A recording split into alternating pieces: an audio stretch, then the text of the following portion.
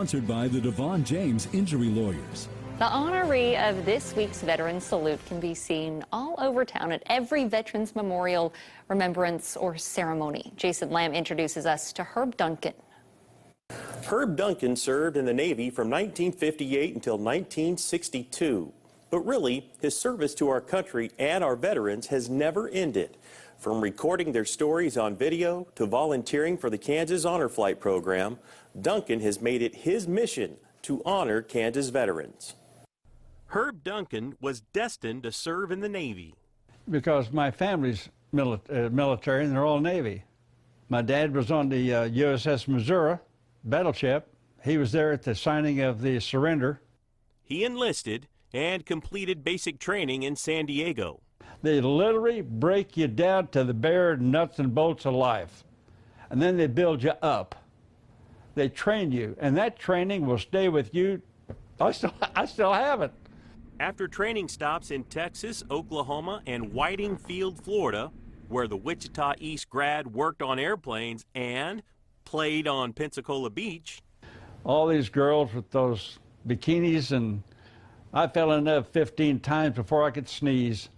Duncan was ordered to Naval Air Station QB Point in the Philippines, where he spent the next 2.5 years. And we landed there, and that's where I got my glimpse of what it must have been like back in World War II, how they liberated the Philippines, one island at a time. The new batch of Americans immediately learned they weren't in a tropical paradise. Everything over there was decayed. They had little bitty snakes about that long. They call them the bamboo snake. And it goes from that long to 18 feet of snakes. And the monkeys, you can walk down the jungle trail, and one of our guys started throwing rocks at these monkeys.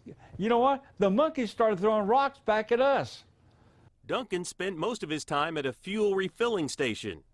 See, we were a support unit to the Vietnam effort. He remembers one Saturday night in '61 when the sirens went off.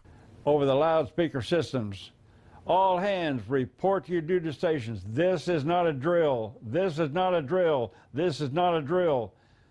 And I saw landing lights coming in. And they would get closer and closer, and one would land, and they would taxi down to the end, come around to the high-speed fuel. We'd fuel them up, and they would get full of fuel. They would taxi out. One would take off, and one would land. One would take off, and one. We did that for 3 straight days.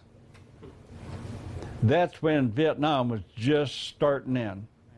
Duncan was never in combat, but when he lays awake at night, he has flashbacks of a near miss on QB Point. He was driving a truck loaded with 5,000 pounds of aviation fuel when the brakes failed. He narrowly avoided an aircraft carrier and rows of armed fighter jets before coming to a stop. He still struggles with PTSD, and he has terrible headaches from being exposed to that aviation fuel. Our veterans deserve especially our combat veterans, needs so much respect, it's just unreal. They paid the price. They're still paying the price.